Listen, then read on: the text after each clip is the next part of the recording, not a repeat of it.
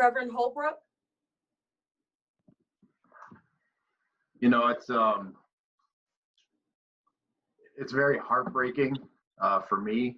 Even I can recall the first time that I saw, video of, fire hoses and dogs being used against people of color, and it's I cried, and to watch a man be suffocated,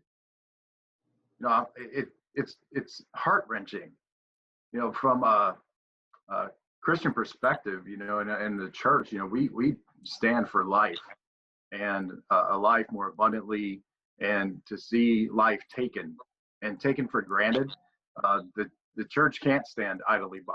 And this isn't it is the church body as a whole. We have to stand against it. And for years, I've been blessed that my grandfather has instilled within me and the people in our church to love our neighbor as ourselves. And that doesn't come with any color or race, but that we are to love one another as Christ loved us. But we're taught to seek justice. And for years, the church has been content to only talk about it. And we've now reached a point in a generation where talk is cheap. We can't just continue to talk about it. We have to stand together and do something about it. And that means we're in lockstep with one another. And I'm so thankful for the generation of young people that are standing up together. And as it's been said, social media helps that in so many different ways. I have my oldest daughter is going to be 24, and she calls me almost daily and says, "Dad, I'm reading a book and I'm understanding, my white privilege. Like, I'm understanding what's being talked about." And, I even thought back over the past couple of weeks about there was an incident in Warren several years ago, and the police were, traveling the neighborhoods, and two of our pastors' sons were pulled over at random. There was no reason to pull them over, and that has stuck with me constantly. And I've talked to them about that because, I have never once had to worry about that. I've never once been concerned when I got pulled over by a police officer. That says a mouthful. And so it's time to do something. It's time for things to change. It's time for us to understand our history, really understand where we come from, and change it. Now's the time. Thank you. Mrs. Carter.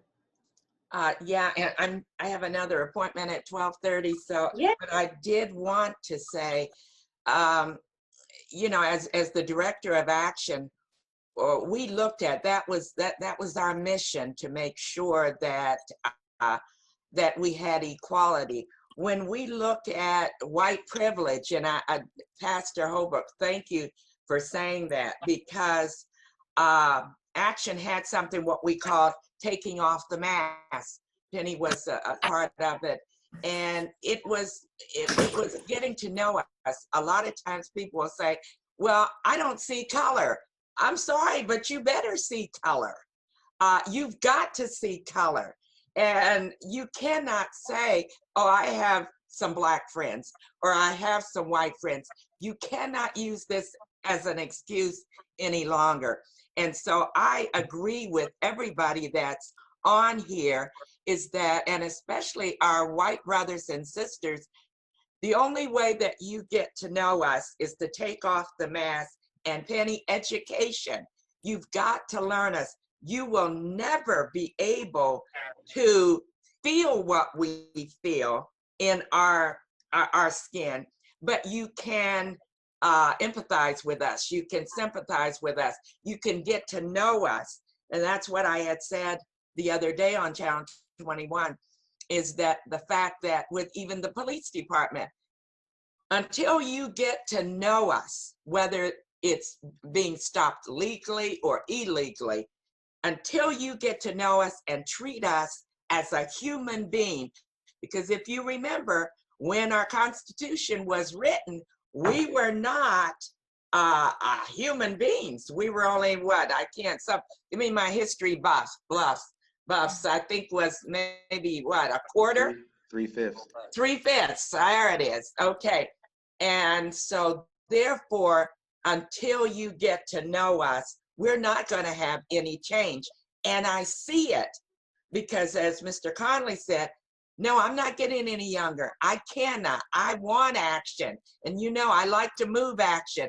But we need our young African American, white, and Latino brothers and sisters in not only Youngstown, but Liberty, Mahoning County, Trumbull, Columbiana, to come together as they're doing. And we see what's going on all over the country, but I'm talking about right in this valley. We have got to come together. Now, I'm a preacher, so you know I could keep going on and on.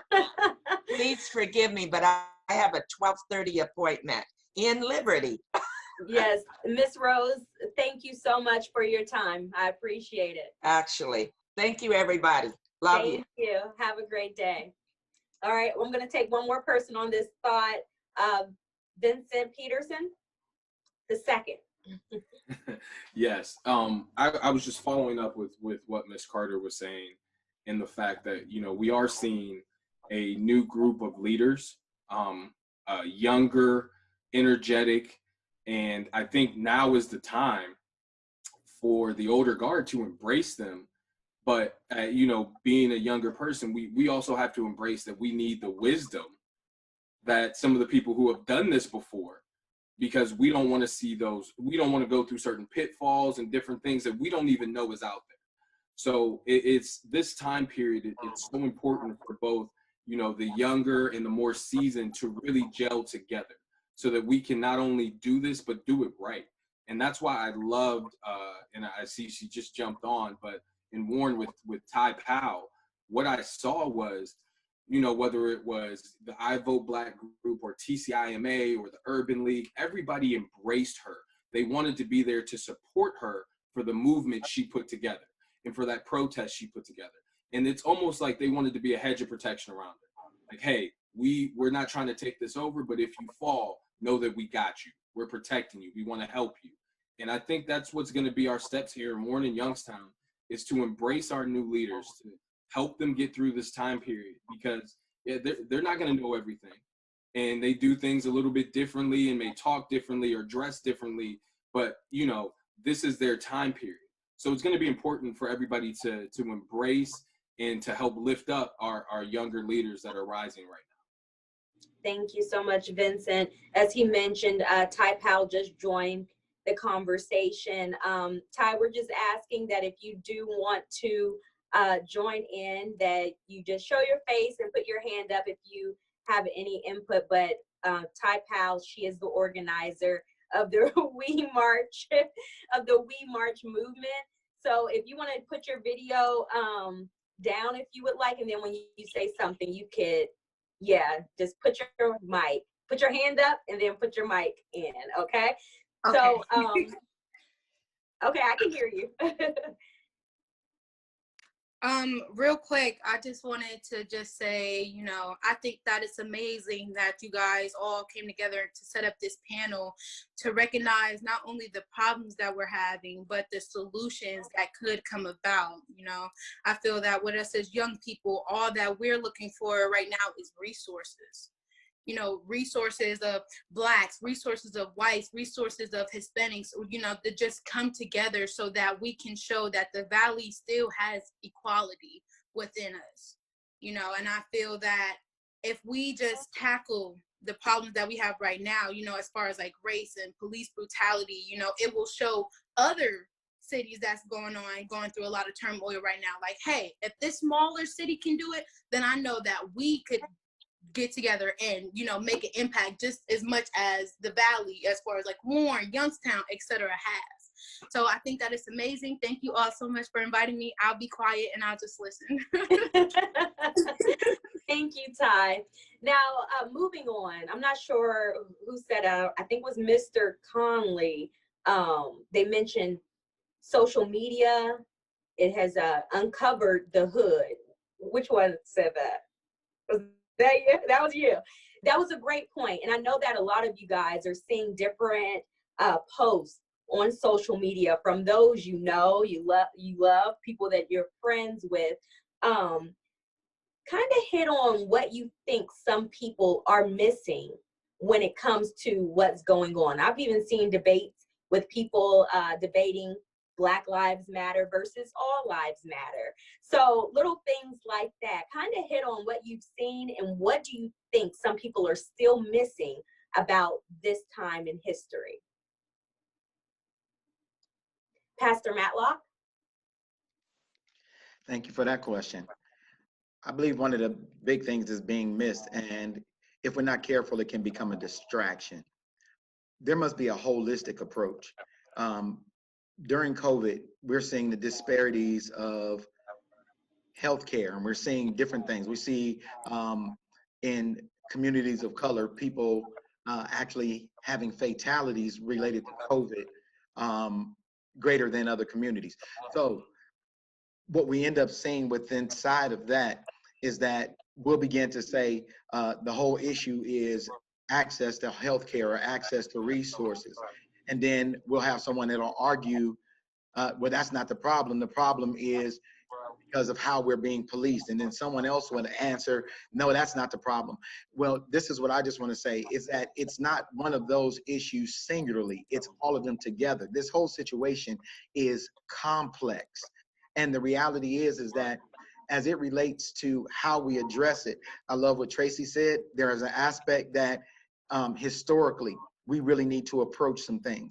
There's some things as it relates to healthcare, including mental health, that need to be addressed.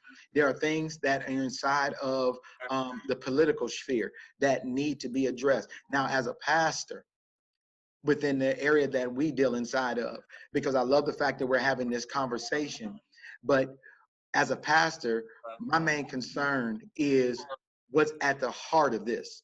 And at the heart of it, the face of what's at root when it comes to racism is that there's hatred that's there.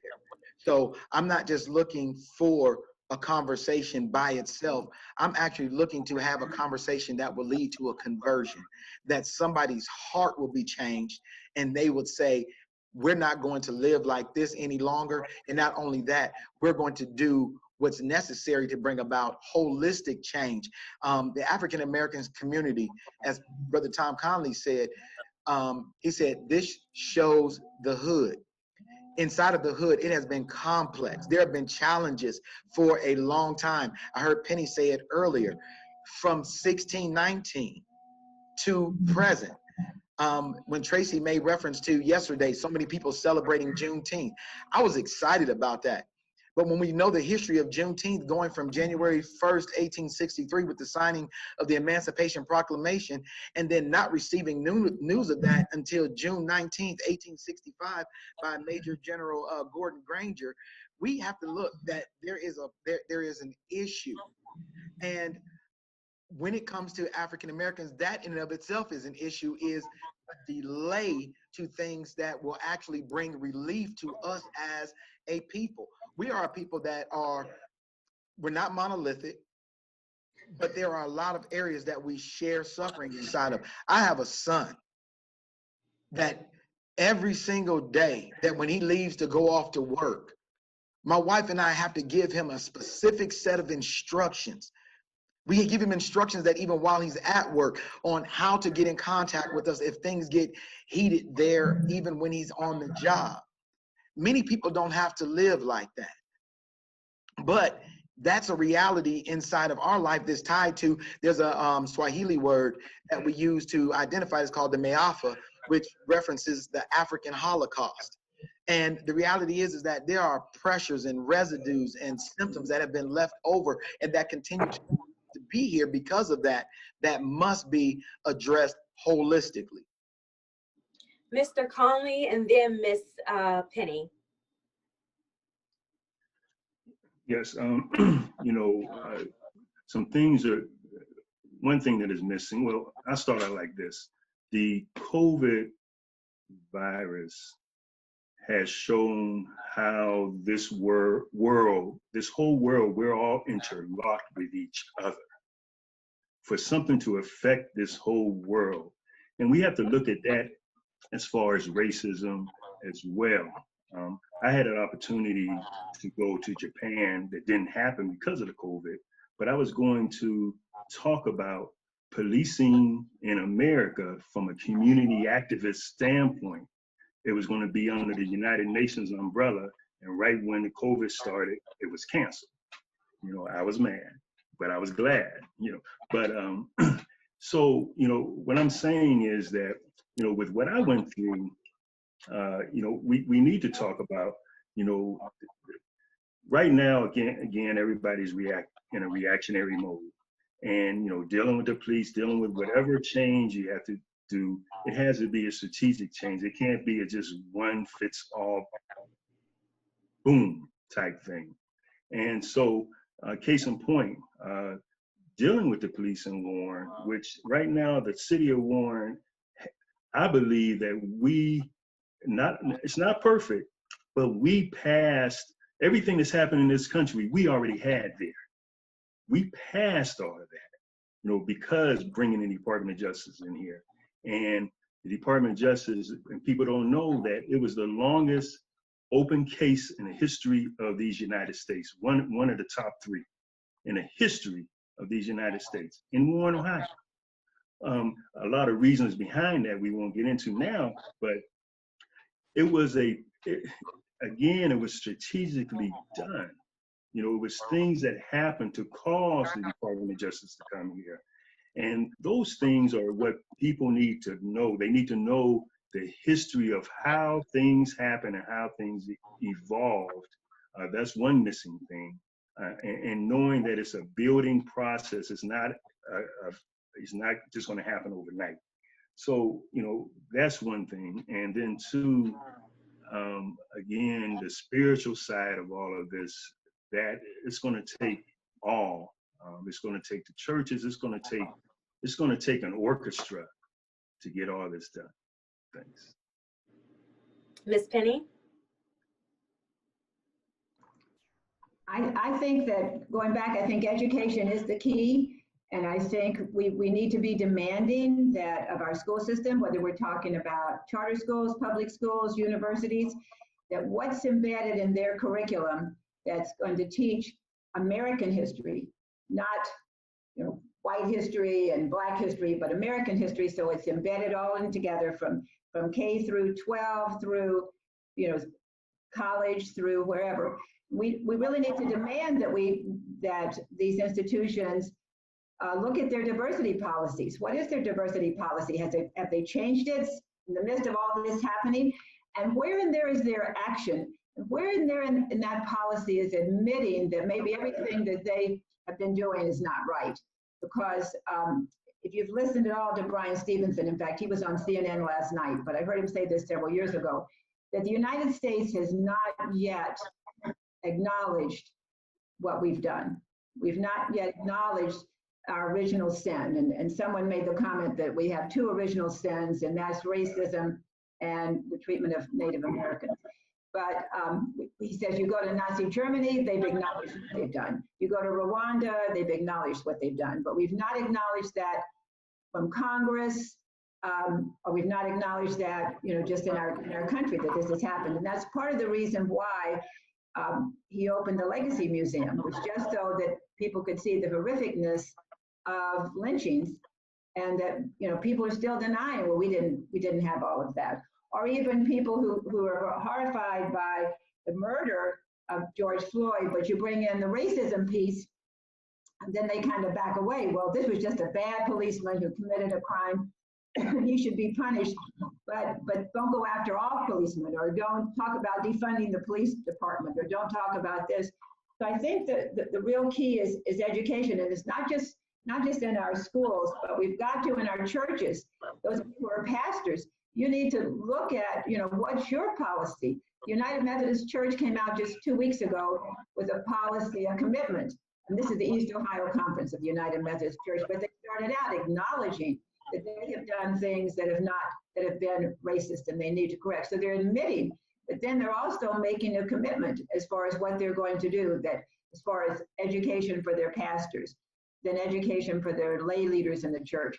And I think all groups need to be doing that, whether you're a nonprofit, whether you're a religious group, whether you're an education institution, or whether you're a business. And I know some businesses have done that as far as making some changes, but we need to all be demanding, particularly our government bodies, that what is your diversity policy, and what are you, not just a broad statement, but what are you really, really willing to do and commit? Because I think that people need to begin to look at themselves, and particularly white people, that there's not one single one of us who's white, who does not have some embedded racism within us, because we've grown up in a society that was created for white people, for the benefit of white people, at the expense of people of color. So that embedded racism is there, and you're not even aware of it, but that's part of our job, to educate people. And I'll just share with you that my kids, my Sojourn kids, are right now, we're meeting weekly. They're writing an anti-racism workshop.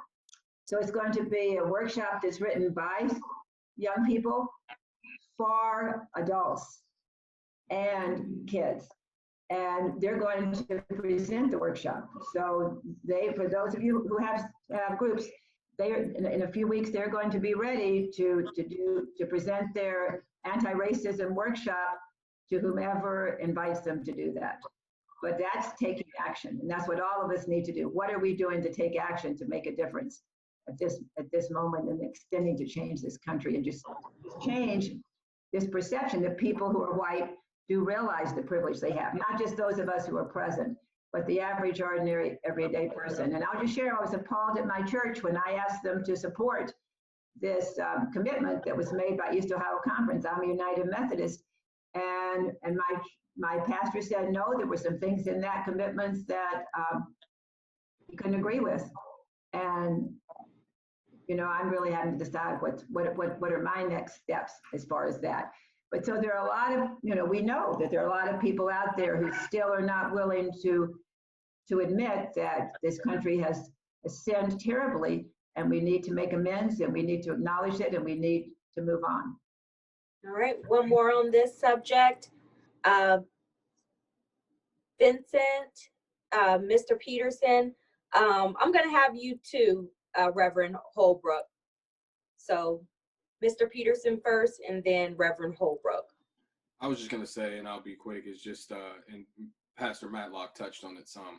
I think some of the things that we're missing in the arguments that I've seen on Facebook is I don't think people fully understand the PTSD that goes along with being an African American in this country. I think people watch that video and they get those emotions, and they're like, wow, I can't believe this is happening. And what I've tried explaining to people is this is how we felt pretty much every video that comes out. I remember crying finding out George Zimmerman was found not guilty. Like I was in college. I remember those tears. I remember my father crying watching Philando Castile get murdered.